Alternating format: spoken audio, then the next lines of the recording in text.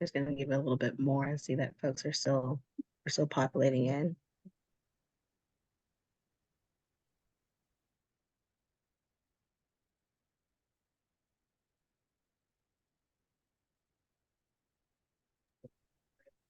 Hello, good afternoon, everyone. My name is Heather James, and thank you so much for joining us today. I work with Georgia Mental Health Consumer Network, and we are doing a partnership with Southeast Mental Health Technology Transfer Center in Emory. And today we are excited to bring you Miss Kimberly Ramage and Kendall Poole from Her Solutions that will be talking to us about the mind-body connection and employee wellness. And so I'll let Kimberly and Kendall introduce themselves and take it away. Gonna start my presentation here so we can have something to look at that just isn't me. Okay, so we are really excited to be here. We are Her Solutions. That stands for Health, Empower, and Restore. And this is Kendall and I, and we have a plethora of different backgrounds. So I'm a physical therapist, but I stepped away from working in the clinic to really help empower women and work with them through getting them healthy. I just really wanted to start on that end of things. So I do have a master's and a doctorate in physical therapy. I also have certifications in personal training, mindset training, and nutrition. Kendall comes with a plethora of great information, also background in coaching. She does personal training. She's done nutrition training, mindset work. She's got the works, and we have come together to do this together because we have very similar vision of really helping women restore their health. Now, I know I may be talking to still some men too, but that is our personal vision of Her Solutions, is really helping women, dedicated to really empowering them to restore their health, really claim their vitality, and really transform their lives. And we do that through personal and group coaching. And we really address movement, nutrition, and lifestyle management. And so a lot of what we're going to talk about is those type of things that are going to help us not only in the workplace, but also in every aspect of life, because it all goes together. So Kendall's going to talk a little bit later. I'm going to start off with things, but Kendall is amazing. And so we're teaming up. So this is exciting for us. Okay, so when we talk about the mind-body connection, we have to start with the mind. Okay, nothing in your bodies happens without the mind. So that has to be our first part where we address. If you have a healthy mind, you have a healthy body. And the reverse can happen. If you have an unhealthy mind, you're going to have an unhealthy body. So the mind really is that driving force to everything we do in the body. Okay, we have constant thoughts where we think, then we feed that thinking, and then we choose that based on our thinking. So it's constantly feeding, choosing every choice. And that creates literally a genetic expression, and it produces what are called dendrites. And that's what these fun little pictures are of the side, right? It's actual real estate in our brain from those thoughts. So we really create that, which is kind of crazy that our thoughts create physical space in our brain. Now, if you're thinking, oh my word, how many thoughts do I have? Guess what? We have like 300 million years of thought space in our brain. So we're going to be covered. We're going to be fine. So we can continually grow and think and produce these. And when we think and produce, they grow and they develop. And when we have positive thoughts, they've actually shown this in MRIs that they're green and healthy and growing. Okay, so they're very, very positive. But on the reverse, if we have some negative thoughts in the way we're thinking and what we're dwelling on, it actually looks almost black and death-like. Okay, so that's why I have those little green ones and the black ones, right? We get to kind of choose which one we have. And they've actually seen that when we have those negative thoughts, those black suppress our immune system, they increase our inflammation, and then they create all these imbalances of chemicals. And the research now is showing that that's actually what manifests the disease. And so you're like, wow, this is powerful, right? So I've got to control this if that's actually manifesting disease. And that gets pressed from generation to generation. Now, the good news is when it gets sent to the next generation, it's in a dormant mode. So you may have your parents giving you these kind of genetic background, but guess what? You have a choice of whether or not that switch gets flipped on by what we choose and how we help control that mind. So it can be great, right? And so we just need to make sure we're thinking of the right things. Here's an example of this. If we think and worry about having like Alzheimer's disease, they have shown that that worry creates a 66% higher chance of developing Alzheimer's. So again, we really want to go, okay, I need to take control of my brain, but how am I going to do that? Well, guess what? We're going to talk about that. Okay, so we need to really focus on being intentional with addressing our mind. So when we talk about mindset definition is really just the story you tell yourself about yourself. Okay, so we have those internal and external things that we're saying, right? And what are we telling ourselves? That's mindset. And so if you can kind of do a general, like winner versus loser, okay? A loser perpetually stares at the losses and a winner continually stares at the wins, okay? That's the kind of mindset we want to look at. You have something like a fixed growth mindset, or you have a fixed mindset and a growth mindset. Okay, that fixed, right? It's fixed language, and we're going to talk about that in a minute. Or you have growth language, and we're going to talk about how we can speak to ourselves and to others with that. And then we have things like what's called the reticular activating system. This is where your brain processes something and then it goes and tries to search for evidence based off what you just saw. So you decide, you know what, I think I want to get a new car, and you get a new black BMW. And then all of a sudden, do you not see a million black BMWs? That's your reticular activating system in work. It can go on the other way too. You can say, oh, Jenny just doesn't understand me. Jenny just doesn't, she just is so negative at work. I don't like Jenny. She doesn't do that. And guess what? You know what? Your mind now is going to try and find all this evidence to show you that Jenny doesn't work well. Okay, so we really need to take control of our mind because our mind is so smart. It wants to find evidence to feed that.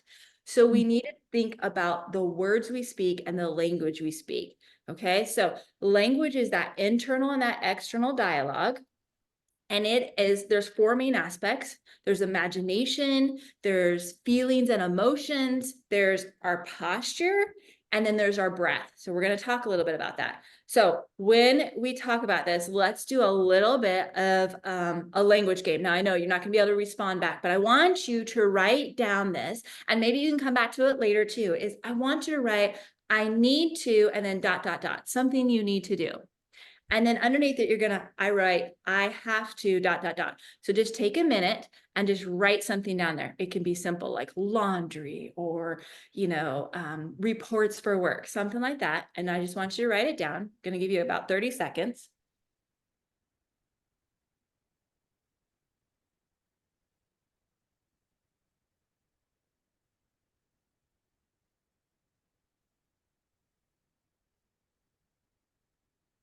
Okay. So what I want you to do is I want you to read that. Now you can read it out loud, but if you're in an area you can't read out loud, at least read it through your mind. I want you to read, I need to blah, blah, blah. So I need to do laundry. Okay. And I want you to go, how do I feel? Where does that feel? Like when I say I need to do laundry right now, it's on my shoulders. It's a little bit on my chest of kind of like, oh, I know I got to do that. Right. Okay. Now read, I have to. I have to go pick up my kid today. Right. Okay. Where do you feel that? How does that feel? Okay. Because there's really manifestations on our body and you're going to see this. Okay. Now, what I want you to do is I want you to go back to and cross out the word need, and I want you to write get. And I want you to cross off have and write the word get. So now I get to do laundry. How does that change? For me, that lightens it up. All of a sudden, it's more of my control and my choice, right? You can feel a difference in that body. I get to pick up my kid. Now it's an opportunity rather than something just weighing me down. Okay. That is the power of those words and how that influences our body. Okay. We're going to play one more game. We're going to write, I should something, something, something. Okay. So write something down you should do. So I should post daily on social media. Okay. Now I want you to cross off should, and I want you to write could. Okay. I could post daily on social media. Can you feel a little bit of a difference? Okay, now we're going to cross off could, and we're going to write can. I can post daily on social media. Okay, do you see how we've shifted that weight off of our body a little bit more? We've become more in control, and all we did was change a word. Okay, now if you even want to make that more specific, you put a reason behind that now. So I could say, I can post on social media to engage more with my audience. Okay, now I am 33% more likely to buy into this and do it. So I want you to think about that maybe when you're trying to think about maybe eating well or exercising or something you do at work. What do you get to do? What can you do? And how that changes on the body. Okay. So it's very, very powerful when I'm looking at it. And that's why I like those language games. It's like, holy cow, that was amazing. So when we are talking about words, there's a lot of different things we can get into. There's things called negations. These are all, we're going to talk about a couple of negative things that we do, and we're going to put in the reason why we're going to do some positive ways. So negations are like everything that went wrong or could go wrong in the past, the present, or the future, right? Oh, what wasn't happening, or what didn't happen, or what could happen, right? That feeling of like, I have no control, and all of the negative pieces to that. That's a negation. We have things like projections, and that's the finger pointing part of things, right? That's the one where somebody else outside's determining how you are feeling. So, oh yeah, Jenny never does this, or Bob always, always uses those words, right? Like those type of things, right? It's their responsibility. It's not mine. Okay. So that's that projection. And then lastly, we do what we call soft words. My best explanation of soft words are all those words your mother used when they were trying to say no when you asked for something like, hey, mom, can I go to the park? And she'd say, maybe, I'll try, possibly, could. Those are all the soft words, right? We all know those things with our mom could have said those things, right? And so if we can work now and know those things, how can we flip the switch? Well, let's take out some of the soft words. Let's put in more concrete words. So the next time someone asks you to dinner and you may not want to go, don't just say, I'll try or I could, but you know what? That's a great possibility. Let me look at my calendar. Much more powerful strength behind that, right? And and the other person is much more appropriate with feeling like that. Also, I work a lot with my clients of practicing getting the word try. When I would say like, okay, we're going to eat better. And they're like, oh, I'm going to try to do that. I'm like, nah. So what I would do is I'd have them have the pencil on their desk. And I would say, please try and pick up your pencil. And they would just look at the pencil and they wouldn't do anything. I said, no, please try. And then they would finally pick up the pencil. And I'd say, oh yeah, but you picked it up. Because you're either doing it or you're not doing it. There is no action point in try. So it's okay if you don't do something, but at least put some strength behind that and get the word try out of there and more of, I'm going to do this because it's much more likely going to happen. So again, we're changing the words of these actions because we're going to give you some action steps that we're going to do, but we want to make sure we have the right wording behind it so that we actually can get it done. We also want to make sure that we're speaking more in affirmation. So it's not everything that went wrong or could go wrong, but what are the possibilities, right? So more of like, oh, I will work to get that done rather than I can't ever get that done, right? You can see the change in that and how that's going to produce a green dendrite rather than a black death one. Okay. And then lastly, let's talk about the growth mindset versus the fixed mindset. So a fixed mindset would say something like, I'm angry. Okay. There's just nowhere for that to go.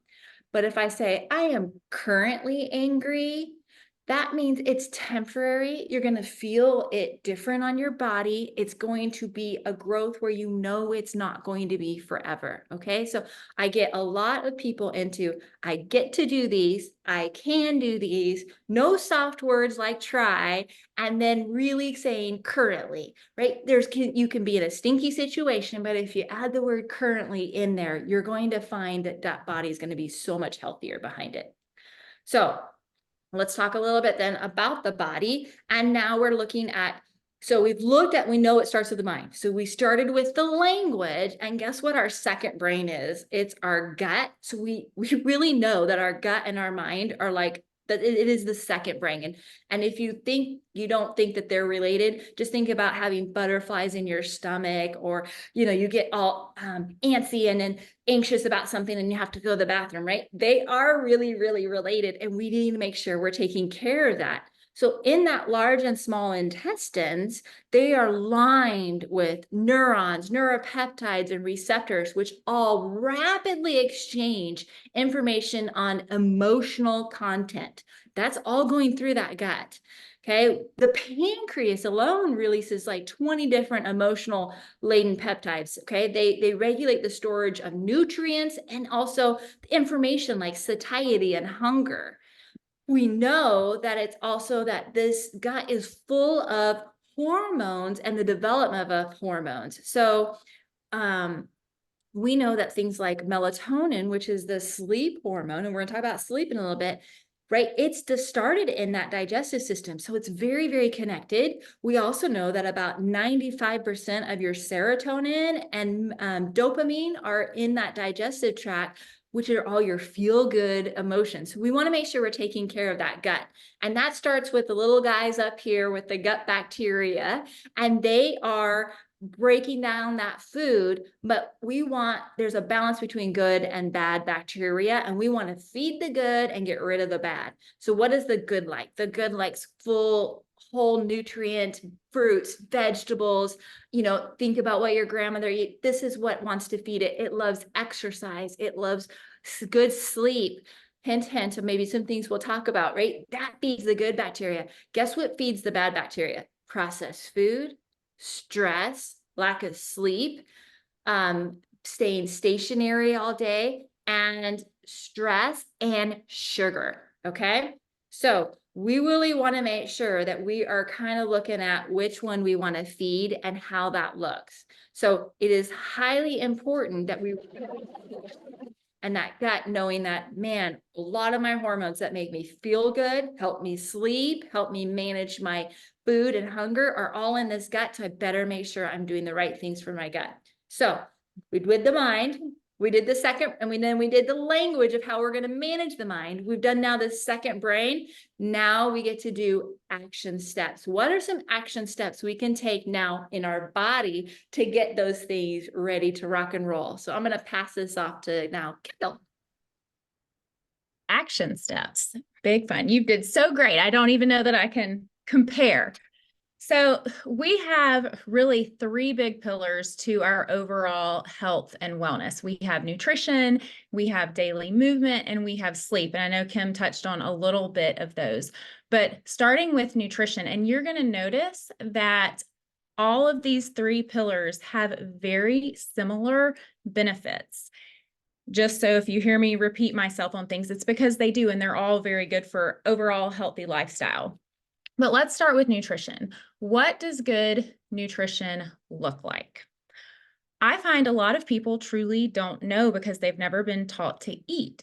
And so I want you to think mostly fruits and veggies, good quality proteins, while enjoying the things that you like in moderation. So if you like pizza or you like chocolate covered almonds from Costco, that's my thing, then we want you to have those in moderation. We just don't want you to have those every single day because, like Kim mentioned, if we're eating pizza every single day or chocolate every single day, that is feeding our gut that bad bacteria, and we're just not going to feel good. We're going to be really sluggish. We're not going to perform well. And so good nutrition, think back to if your great-great-grandparents ate it, if you can pick it, if it came from a tree, the ground, a bush, if we hunt it, those are the things that are really good, wholesome nutrition. And then I want you to think about food in 3 different categories. Green, okay? Like green is going to be 100% whole food, nothing processed. So like I just said, if your great-great-grandmother ate it, that is more than likely going to be a whole food. If we had to hunt for it, if we can pick it, if we planted it, those types of things. Green, think whole food, nothing is processed, okay? Then we have the yellow category, and the yellow category is processed but better. Think things like almond flour crackers, whole wheat breads, brown rice. They're things that are packaged, so they were processed in a facility, but they're better for your body, for that gut, and typically have more fiber. Those things we want to work into our lifestyle while with the green. And then we have the red category. That red category is really going to be that processed food, fast food, sugary, cake, cookies, pizza, all of those types of things. The key to the red foods is being intentional about it. So if you can create a daily lifestyle with greens and yellows, and then know like, ooh, I have a birthday party on Saturday and they're going to have nothing but cake and I really want a slice of that, then that's okay. You know that you've eaten mostly greens and yellows throughout the week and you're going to this birthday party and you're going to have some red food, but you've planned for that and you've prepared for that. And that's what it means being intentional. On the flip side, say you're at work and you're in an office where treats get brought in all the time.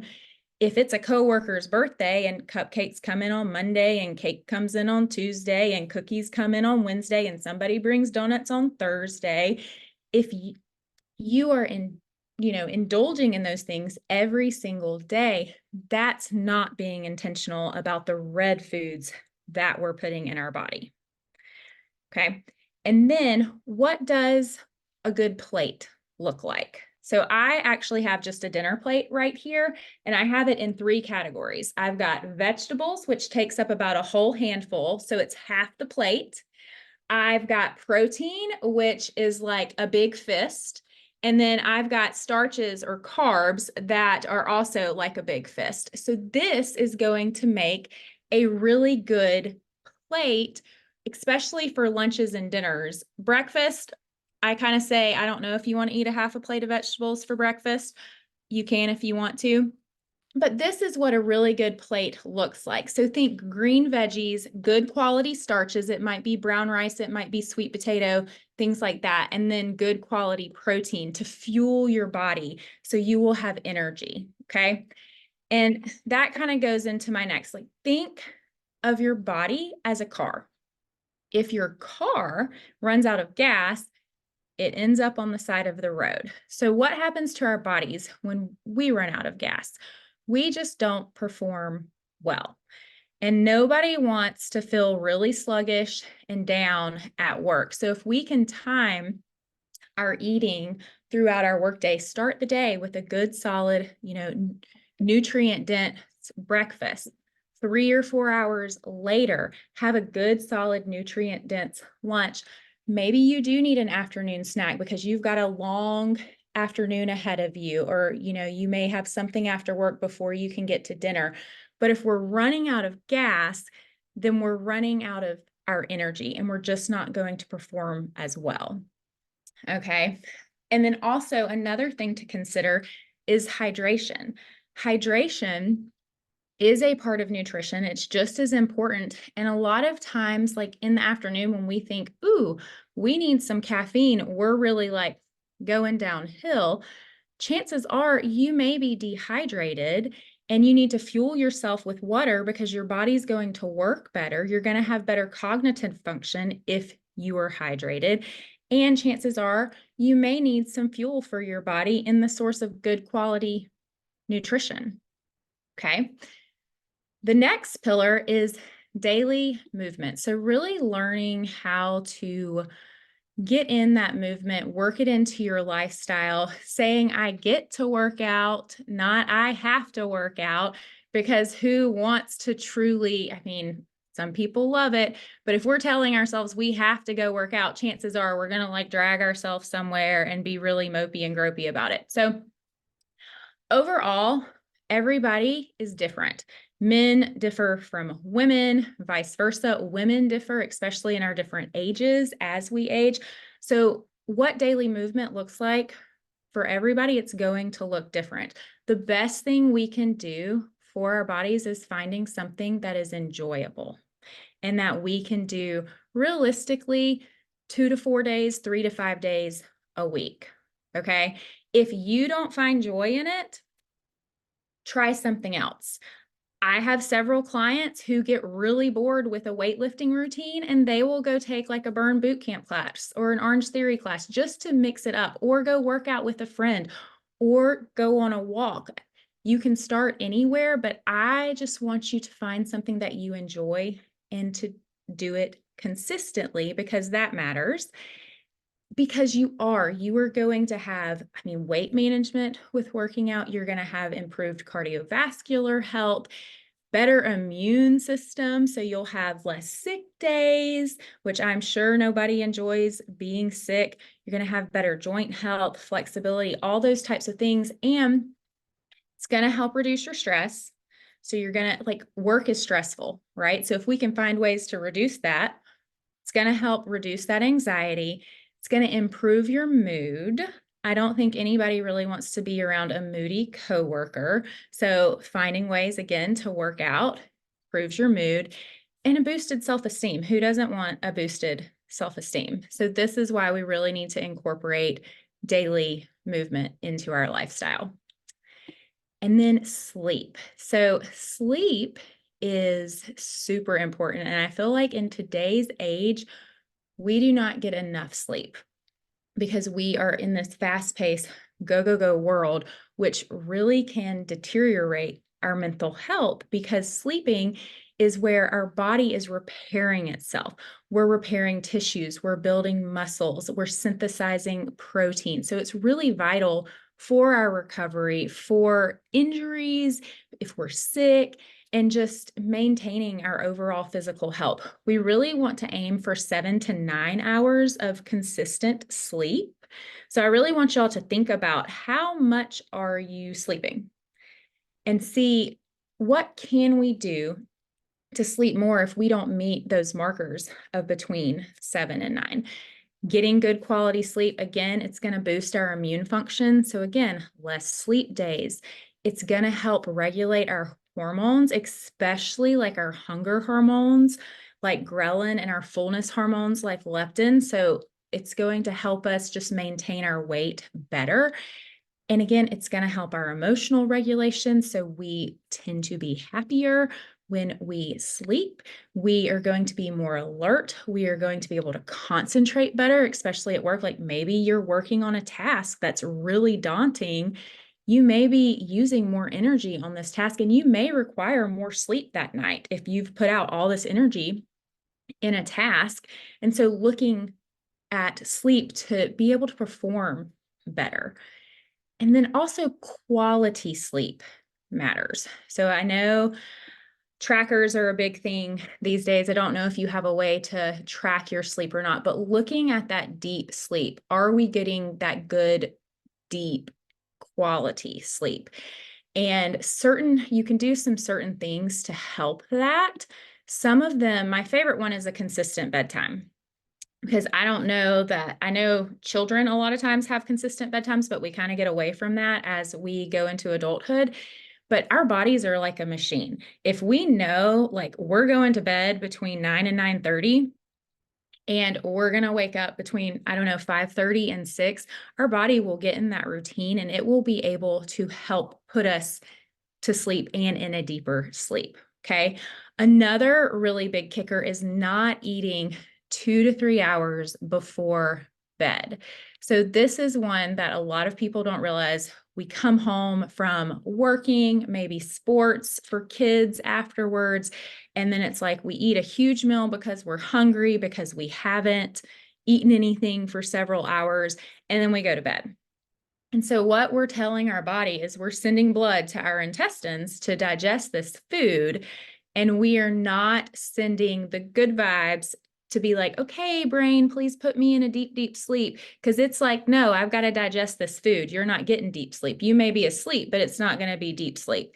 And so really thinking about planning your meals accordingly, if you're going to bed at 9 o'clock, cutting off meals after 6 o'clock so you can just get better quality sleep. Because again, you're going to feel better. You're going to perform better. You're going to be more alert. You're going to be nicer. I mean, I feel like everybody wants to work with nice people, right?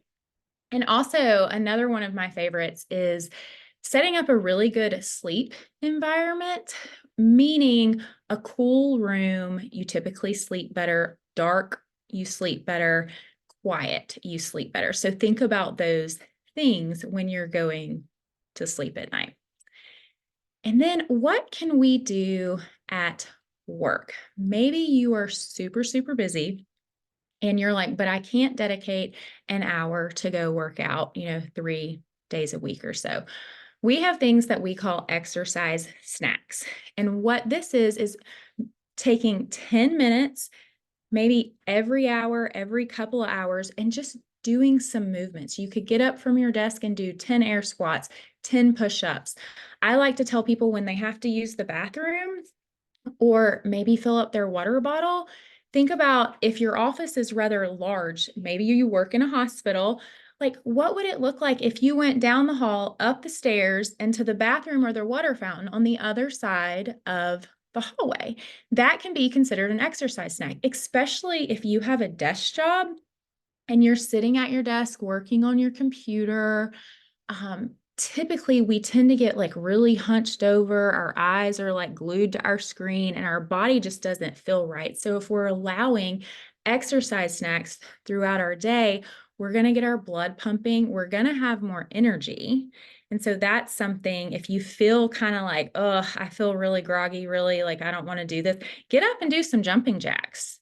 You're boosting your energy, you're boosting your blood pumping, and that's just going to make you feel better. And then another thing we can do at work is breath work. And there are lots of different ways that you can do breath work. There's actually apps that you can utilize for it. But one of mine and Kim's favorite breath work activity is called the induced sigh. And it is like 100% proven to reduce your blood pressure, your heart rate, and decrease your stress. And how the induced sigh works, and I'm going to go over it, and then I would like everybody to do it and just notice that difference that you feel. But it's 2 inhales through your nose. Typically the first inhale is a little longer than the second inhale, and then it's an exhale through the mouth. And typically you repeat this 3 times at most. 1 time is really pretty good, but you will notice an instant difference in your chest and how you feel. So I'm going to do it, and then we can all do it together. So I'm going to do it again. I'd like everybody to participate. Okay. So, and think about how you feel. I would bet that you feel better doing that, especially in your chest. So if you are working on something, if you really feel like in a tizzy at work, like take a minute and just do that induced sigh. And it is a way to help reduce that stress. And then Kim has some stretches, if you have a desk job, that she's going to go over with you guys that are great. Okay, so I'm going to piggyback on the breathing real fast, because we're going to go back to that words and what we talked about. So when we are in like maybe a heated discussion with your spouse, I don't know if you've ever had those, or with your kids, right? You will find that your breath is stuck up in your chest and your neck and your shoulders. And when we get like that, we become very, very emotionally driven, and our mind cannot work well. If we do an induced sigh and then start breathing deep and slow, so I can't just go straight to deep and slow, but if I do an induced sigh, I can start to slow that breath down. And what that does is it now starts opening my cognitive space and my emotional space starts to decrease. And now all of a sudden I can kind of have a better discussion. I'm not just like, right? I know we've all been there, rather than like, oh, wait, I can see this clearly and I can now have a discussion about that. So breath work matters. It's going to change the way you think also. Okay. So it's not going to just feel good. It's going to change the way we think too. So when we're going to talk about, I'm going to stop this and share my screen on a different aspect. Now, I have this attached, so I wanted to make sure you knew that I've got this attachment, so you don't have to remember everything, but I'm just going to go over it just a little bit. So when we talk about posture, this is one of the biggest issues that we have is this forward head posture, okay? This is a nightmare for a lot of us, and it's very easy to get into that position, okay? Gravity pulls us this way, and then we become very tight here. We become very stretched out and weak on the other side. So we want to do some things that help with this.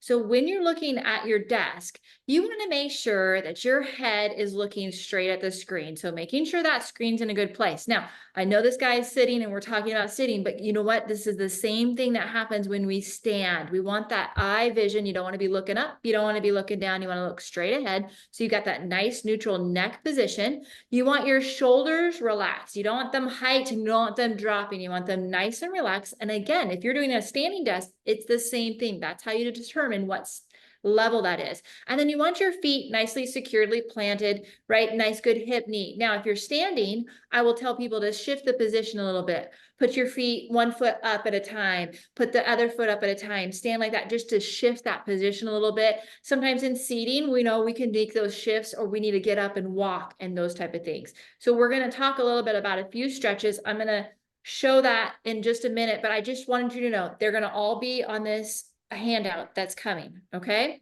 So when we're talking about then, the posturing, we want some things that help us with posture. Okay. So we know we're going to naturally get in this position when we're driving, when we're on our computer, right? So one of the aspects is I have people do about every 20 minutes, roll your shoulders back. As soon as you do a couple shoulder rolls, your ears automatically just go right back onto it. So I'm here and I roll and all of a sudden my head is over those shoulders. Okay. Very, very simple.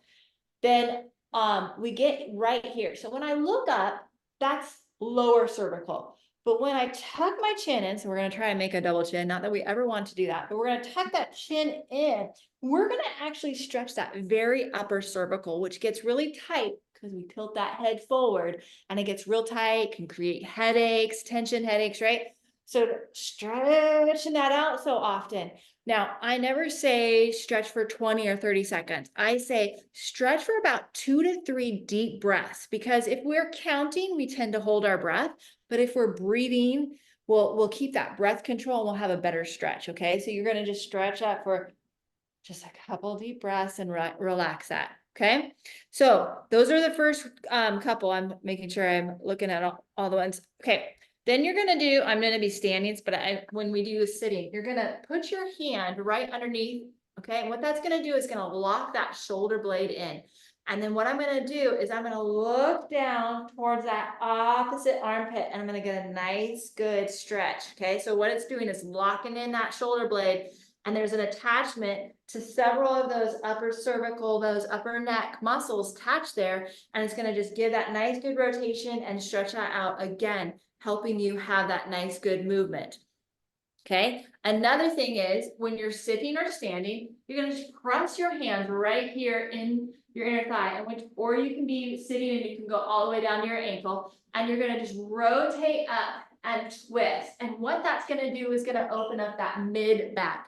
When we open that mid back up, that gets locked, and then it locks up your cervical. So by getting that rotation in there, like I have gotten rid of tension headaches for so many patients just by working that mid back and how much more it releases those neck muscles. Okay. So you're just going to press that open. Nice, good twist. Exhale through it and do each side. Just nice, good rotation right through that. Okay. Another thing is then we want to make sure we're sitting here, our body can get stiff, so we can cross that leg over and press that knee and just open up that hip, okay? Because it gets real tight from sitting there. Okay, it's gonna get tight in the hamstrings and it's gonna get tight in the hip. So just crossing that over and just moving and opening up that hip. And then lastly, we want to make sure we're opening up that hamstring, because that hamstring comes behind the knee and goes all the way up from that pelvis. And so when we're sitting, it's sitting there nice and tight, and you get up. And one of the first things we deal with back patients is stretching out those hamstrings, because that pulls on the pelvis, and then that pulls on that low back and creates a lot of issues. So if you're just sitting, you can do, I'm gonna get back further. Okay, if you're sitting, you just put that right out there and just stretch that out. If you're standing, you can put your foot up there. The key is not to have a rounded back, but to have a nice, good straight back, okay? So just till you get the tension back there, okay? This is just gonna stretch my upper back. It's coming from that hinge and it's just stretching right behind there. Okay, so those will all be on that handout so that you can kind of remind yourself of that. Just making sure that you kind of know all these different aspects of really helping our body.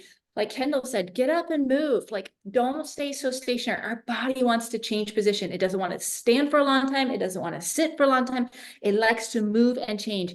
Find a way to go to the bathroom, fill up your water bottle, change, do a couple of stretches throughout, and you'll see such a difference in how your body feels. You'll have more energy, and you'll be more likely to make some other better choices of like, you know what, I have a little more energy. I want to go to the gym when I'm done with work. So those are all aspects of having that healthy, strong body. Okay, making sure we're looking at all these different aspects of health.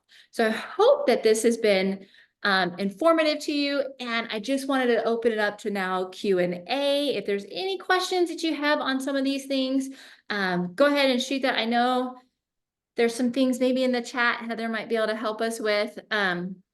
We're here, we can ask some questions. So I did put the handout in the chat that went over all the stretches.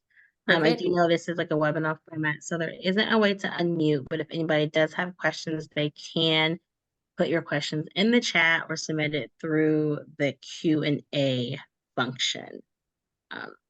So while we wait to see if there's any questions coming through, I know I have a question for you guys. So I know that a lot of us on this webinar, we work within the behavioral health field, and it can be very, very stressful. And so between having a stressful job, and then I know we talked about nutrition, and sometimes, not eating properly, or you can get so busy and you miss your meals, and I'm guilty of it. And I know some coworkers are guilty of it. We get very hangry.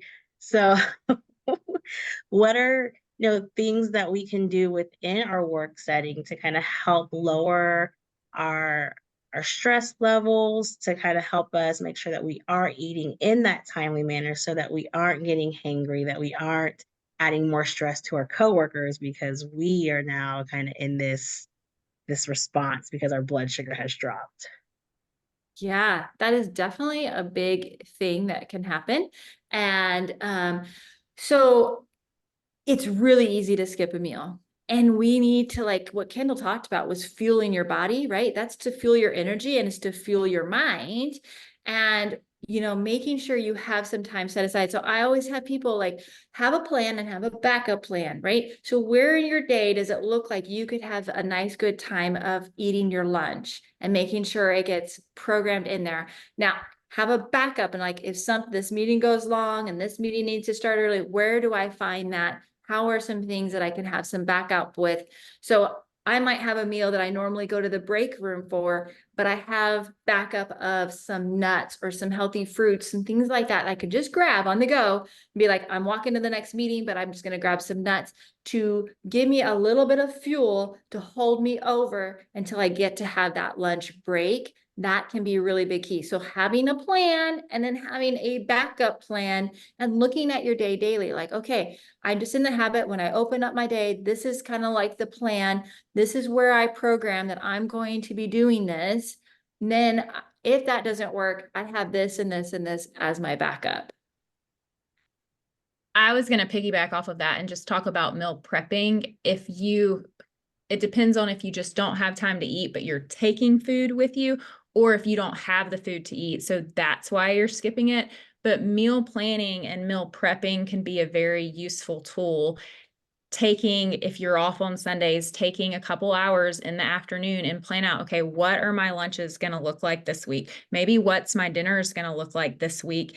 And I tell people to keep it really simple. If you are planning a lunch, as boring as it may be, if your body is a car, you're putting just gas in your car, right? What would it look like if we made the same lunch for our work week, for just this work week? And you were able to make that pretty simply at home, portion it up into 5 containers, take it to work for the week. And then maybe the next weekend when you meal prep and plan, you do something completely different, but having that with you. Maybe you did prep and you left it at home. What are the options around you? Like knowing what options are around where you are or your work environment. If there's like a Wendy's or a Chick-fil-A, I'm going to go to Chick-fil-A and get grilled nuggets and a side salad versus cheeseburger and French fries. And also, I would challenge, a lot of people do fast food because it's fast and it's very convenient. But I would challenge that. Is there a grocery store near you? You could easily run in a grocery store and buy a rotisserie chicken and a bag salad and have several meals versus a fast food meal that's probably just as expensive and is only going to serve you right then and there. Thank you. I do know that, like so many office jobs, mine included, we have our break room and our coffee pot is constantly going. Whether it's you come in the morning and you fix you a cup of coffee, or it's that afternoon pick me up. So what are some healthy alternatives that your work environment can provide outside of coffee for people to drink when they need kind of like that pick me up? That's a great question. So here's something like coffee's not bad. Coffee at Starbucks with all the crap in it is not great. We As a call lot those of milkshakes. calories. Yeah. But just, coffee itself's not bad. But what we do need to know is that hydration is an energy source. So a lot of times when we are tired in the afternoon, we are dehydrated and we then go instead get an energy drink or a coffee and dehydrate ourselves more. When really we need hydration, or maybe even adding some add something fun to your water, add some of these electrolyte drinks, and you'll find yourself really boosting that hydration and your energy level coming up because you really were dehydrated more than you were actually needing an energy drink. And so making sure you're staying hydrated throughout the day is really key in keeping our mind focused, keeping the energy levels up. And then when you're drinking a lot of water, guess what? You have to get up and go to the bathroom, which I love because then you're doing movement, which will also energize you. So we always say, let's start with half your body weight in ounces. That's a great goal to start with, and really see the difference you have in staying hydrated throughout that day, and just see that energy change. See how now I have to get up and go pee. So now I've got that part in there. I'm getting that workout in, that little snack in of my exercise, and I'm feeling that energy level. You will start to see I may not need that caffeine quite as easily as I thought I did. Thank you. And then Kendall, I know you walked us through one breathing technique that I think was great for people to do kind of in the moment. But I know, like with my team, sometimes we have staff meetings, either like to start or end with a really good breath work or mindfulness activity. Do you have any other ones that you recommend or that you could walk us through? So I also recommend the box breathing exercise. That there is a great breathwork app called Breathwork, and it has hundreds of different breath exercises on it, and you can choose it. Like, ooh, I'm going to bed, I want a relaxation one. Ooh, I'm starting a meeting, I want, a calming one. Ooh, I just woke up, I need an energizing one. So that Breathwork app is a great tool to kind of have in your back pocket. But going with the induced sigh, box breathing is a great one. So if you think about a square, okay, you've got a box, you're going to breathe in for 4 seconds, hold for 4 seconds, breathe out for 4 seconds, hold for 4 seconds. And then you're going to repeat that several times in a row. So if you want me to perform that, Heather, you can do this with me. Okay, we're going to breathe in.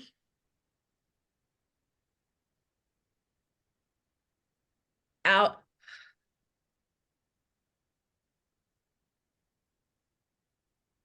And so you can repeat that 2 or 3 times. Awesome. We have a couple of comments in there. I don't have questions, but I do see some comments. So some of the comments that we have, and we talked about when they had mouth surgery, they were limited to soft foods.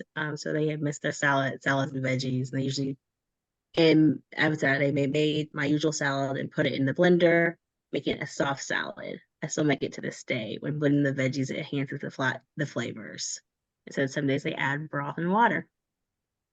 It's a good tip. I like that. Another comment that we have, a person had to leave early, but they said that they enjoyed the presentation. The wordships were really powerful, and they'll take that with them. I think the wordships were really powerful to me, especially when looking at how I can speak to some of the people that I manage. And so making sure that I am making sure that I am making a conscious effort to have those positive affirmations. And then even if they respond to things, maybe like walking them through those word shifts of the should, could, can, get. Because, so many times, even myself can be guilty of all these tasks. And I was like, I'll try, or I can't do that. But, making, putting that into practice, so that I can speak, because words are powerful, more energy into it. So I don't get so overwhelmed with it. Because that's one of my challenge. Sometimes I do get overwhelmed, and then my anxiety kicks in, and then now it's like hyperdrive. So I did those word shifts were very, very great. And we sometimes are really great at helping be positive to others, and then we're negative to ourselves.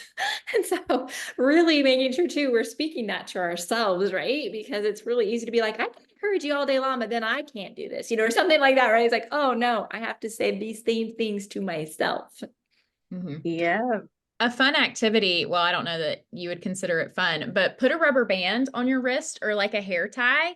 And every time you say, I'm going to try, like pop yourself, or I should pop yourself, because I have had people tell me that they don't use soft words and they don't say I should a lot. And then I'm literally on a coaching call with them and they're like, well, I should do that. And I'm like, right there, you just said it, pop yourself. So it's that kind of brings awareness to it. If you have a little thing you can do when you say it. Right. We had another comment. And it said, I constantly feel overwhelmed by stuff that needs to get done, work, caregiving, appointments, etc. And I'm aware some of this is about my mindset, but I'm not sure how to look at things differently, so I'm not feeling overwhelmed all the time. So again, that's where you're going to click in that I'm currently overwhelmed, right? So now I'm putting a temporary piece on it. I've not changed the situation, but now I have changed the mindset between my ears of like, this is not forever. This is just currently. Okay, so that's one step further, right? And then you start breaking down, what is it that I feel I have to do? And then can you change that to I get to do? And really look at evaluating some of these things of like, I get to go to these appointments as a caregiver. I get that opportunity, right? All of a sudden now I have power and I don't feel restricted that I'm being forced to do it because I'm choosing to do it. Well, we feel sometimes like we don't have power, but we really do. We're choosing this because we love this person. We care for this person. We want to help them. So we really are choosing it. And we need to make sure that's helping us really have more of that positive impact on our body and a little less overwhelmed because now I'm more in control of this. I have more options because now I'm saying, I get to do this. I have this opportunity rather than I have to, I can't, that just becomes, like we said, that's just wearing and that's tiring and that's going to decrease your energy. And then that's more likely then you'll get overwhelmed and not be able to get to the gym. And it just kind of skyrockets from there. So if we start moving that energy in a different format, we're going to see big changes in all other areas of our life. Thank you. Another question I have, what are your recommendations for self-care day to not just end up in bed doom scrolling? I often feel like I either spend my days off either in super productivity mode, cleaning, grocery shopping, etc., or glued to my phone and I don't feel refreshed either way. That is great. So finding some time to change it up. Okay, so sometimes doing some self-care, like one idea is a solo walk. A solo walk means you're going to go for about 30 to 40 minutes. You're going to walk by yourself and you're not going to have a device and you're just going to let your mind think. And it is amazing what your mind does. And when you get back, journal it. You will find you've refreshed, your creativity has come back, right? We've just stepped aside. So I've gotten some movement in. It wasn't hard work. And my mind just got to let it release and think and process. And you will find that you just released a lot of things and how much more you're like, I feel energized. Maybe I got some ideas. I solved a problem. It is phenomenal when we step away from some of those devices and let that brain just work, how powerful that is in feeling refreshed. And don't get overwhelmed. It's not about sitting still. It's about rest days are about maybe doing something less intense like yoga, mobility work, walking, go outside, enjoy nature, have time with a friend, those type of things that it's a little bit more enjoyable, but you're still moving. That's going to be much more restorative than just sitting around and like you said, being on the phone. Well, and also on that, if you do enjoy scrolling, setting a time, like I'm going to look at my phone for 30 minutes, set a timer, look at your phone for 30 minutes. And when that 30 minutes is up, move on to another activity. So you're still doing that, but you're not just lost in it. Thank you so much. We have one last comment, and that was this was an excellent presentation. I greatly appreciated how you connected brain, gut, diet, sleep, and movement.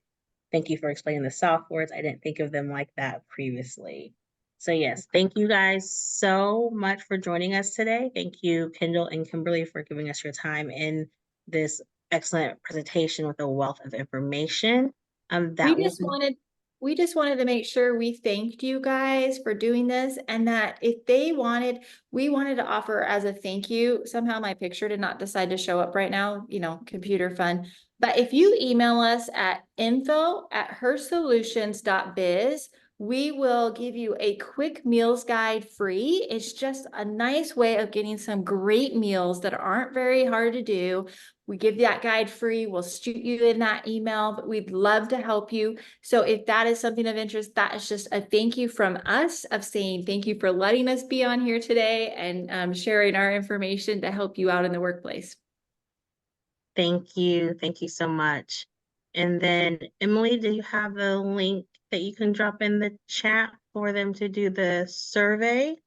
Yep, that link has already been dropped into the chat. So everyone, if you have a brief moment, just take some time to click on that link. That will take you to our SAMHSA required survey. And when you fill out surveys like that, it just lets us know how we're doing, gives us some feedback, and it helps us to provide more events and more trainings and webinars like this one. So yeah, thanks in advance for just filling that out real quick. And don't forget that once you fill out the survey, you will also get your certificate that you can use for your CEUs if you guys need that as well. Once again, thank you everybody for coming and attending. Thank you so much, Kimberly and Kendall, for being our guests today. We greatly appreciate it.